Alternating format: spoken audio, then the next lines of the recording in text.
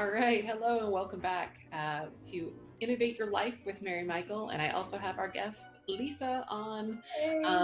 So, we're going to talk about Halloween. And it's kind of special this year because we get to do Halloween virtual. So, we're going to put on our creative juices, or we may have drinking some creative juices to come up with this episode. And basically, what we're going to talk about is we're going to talk about all the fun things that you can do with your AuPair on Halloween in a virtual setting and also within your home, which is safe from COVID. All right, so the first question that I have is what can you do that is virtual and safe at home to help our other families start to brainstorm? Yeah, so I think the first one I do always anyways, and I think people are doing even more this year because of quarantine and feeling like we don't want to kill the festivities, and that is decorating. This is like weeks of activity for my family because we really live it up. We love Halloween. We've got tons of decorations. One case in point, actually, my au pair knows that I love Halloween so much. This was my birthday present last year, so he will be proudly displayed at my All right, door. what's the name of this skeleton dog? Oh no, I think they all gave him different names and I don't remember. I'm gonna have to ask them. I'm sure my daughter will give him food names like Cupcake or Brownie, and my au pair will Maybe be, that's the last brownie he ate. yeah, he ate a poison Exactly. brownie and then he came to my house. So Exactly. that's a really fun thing. And one of the cool things with having a pair in the house, I don't know about every country, but a lot of countries don't celebrate Halloween quite like America does. And it's something that they've seen on TV but haven't got to experience. So I know my au pair was super excited, and we're always excited about Halloween. So as soon as October 1st rolled around last year and a little bit this year, we start breaking out all the decorations, getting out the spooky cobweb all over. We get cheap, and some stuff is really cheap, like window decorations for 99 cents. You can get those little sticky jelly window things and put them all over your windows. I'm sure there's lots of cool crafts you can make to hang up in the house, and they're activity for you and your au pair. But we just love decorating. So it takes us, if we put all the time together, I think 2 full weekends put all our decorations out. Yeah.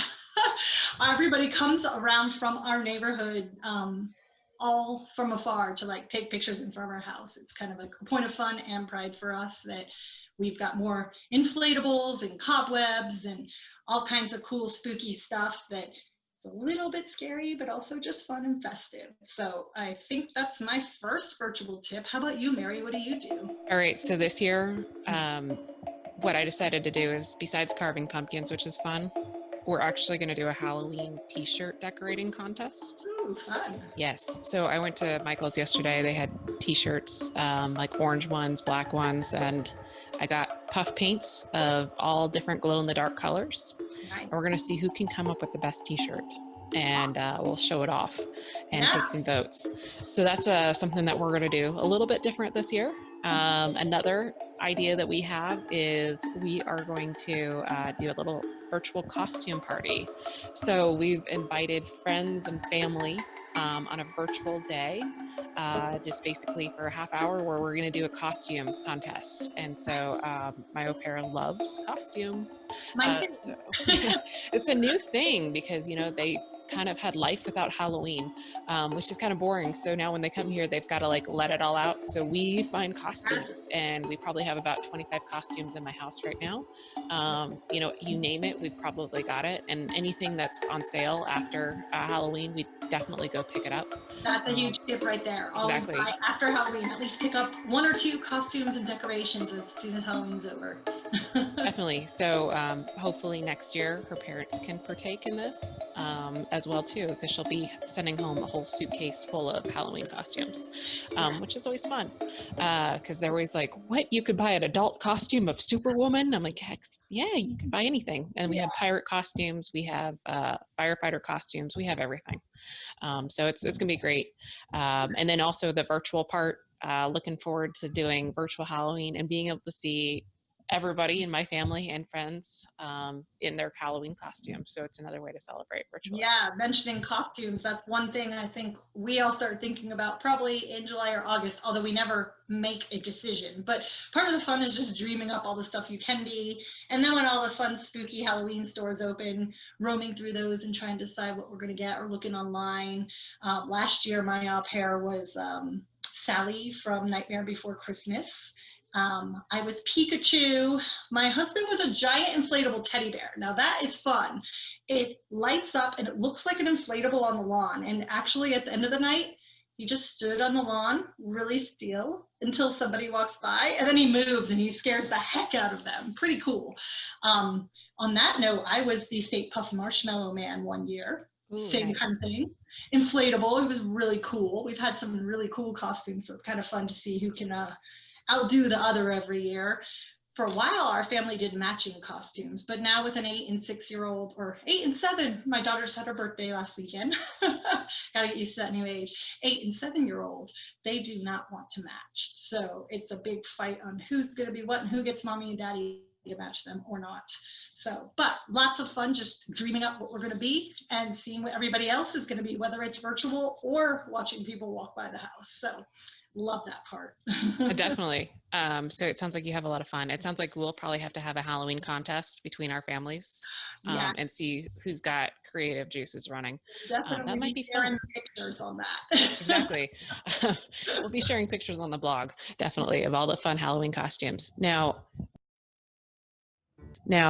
okay, so movies. We all know that au pairs have watched movies of America, so they think about what it's like here. Tell me, what are your favorite Halloween movies? Oh my gosh. I don't know if I could pick a favorite, but What's your top love, 5, top 3? yeah, love Nightmare Before Christmas, Hocus Pocus. Yeah, And Hocus Pocus, that's a good one. yep, that's a good one. Let's see what else. Just a classic. I just feel like you have to see it. Is Snoopy's The Great Pumpkin? You know. And then there's been some newer ones my kids have started watching. Like I say newer. I think it's probably 3 or 4 years old now. But is it Spookly the Square Pumpkin? It's a good lesson in there. Have you not seen it? I have not seen that, but I'm going to take notes.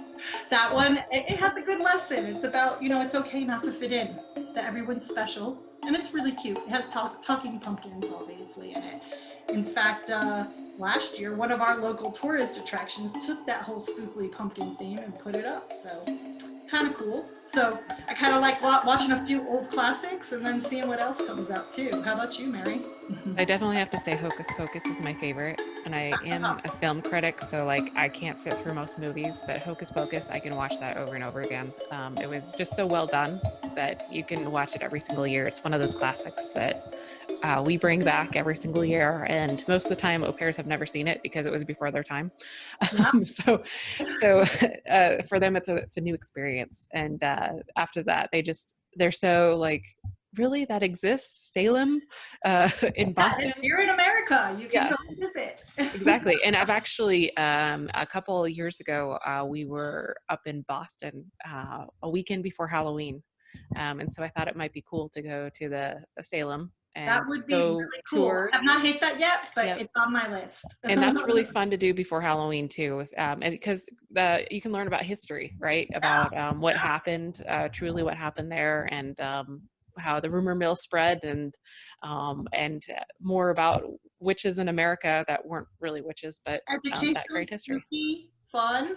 Speaking of, we actually live, obviously, we live in Atlanta, but one of the suburbs around here, Roswell, is a very historic plantation area. And because of the fires and Civil War, there's said to be many ghosts in Roswell. In fact, even I think Theodore Roosevelt had a home there. And so they do historic ghost tours. I have never checked it out, but that's another thing, having an au pair around sometimes makes me do, is just kind of dig a little deeper, see what I haven't done. They are actually still doing tours this year, and they're limiting capacity and is outdoors.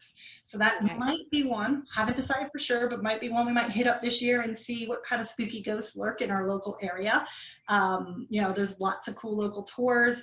That's all the other things, can't do this year because of COVID, but in future years, And in past years, we always hit up a haunted house. We actually have one of the most famous haunted houses in America. It's been featured on Travel Channel. It's called Netherworld. And that's actually one of the few nights that we pay for a babysitter to stay at our house so that our pair can go and experience the really cool haunted house that we never miss. Maybe this might be the first year we miss it. Definitely. Well, I think corn mazes are still allowed this year Yeah, in limited capacity. So that's always a fun thing to do. corn Uh, mazes, pumpkin patches. Pumpkin patches as well too. We grew our own pumpkins this year, so we don't have to worry about going to the pumpkin patch. So we're going to be carving those. That's always fun as well too, because this is the new experience of just Yeah, making a definitely. face on a pumpkin and then putting a little candle in it. And And you we know, do a lot. yeah, something you Exactly. can admire all month and think about. Exactly. Exactly. And then another fun thing is getting pajamas, Halloween pajamas. Ah, yes, Um, or Halloween clothing. I go exactly. overboard on this one. I know a lot of people don't want to buy clothing that you can only wear for a month. Although my daughter really owns Halloween. She was born on October 10th, and I was born on Halloween, so we're both pumpkin babies. And we went ahead, and every year I always buy her a few Halloween outfits. And for her birthday, her grandmother this year got her two more. So she's got like little orange tutu pumpkin things, and she's got like the cat with the pumpkin, and I think my mom just bought them little headbands with googly pumpkins and skeletons on them. So my daughter's not afraid. She wears her pumpkin cat even in the summer. We love Halloween that much. Hey, you know what? Pumpkins all year round. Hey, it's, you have pumpkin spice. That's another Yep, big thing. Teaching everybody about the pumpkin spice, the pumpkin season. pies. Yep, yep. It is pumpkin season. So we've hit pumpkin spice in your lattes, pumpkin spice in your cereal.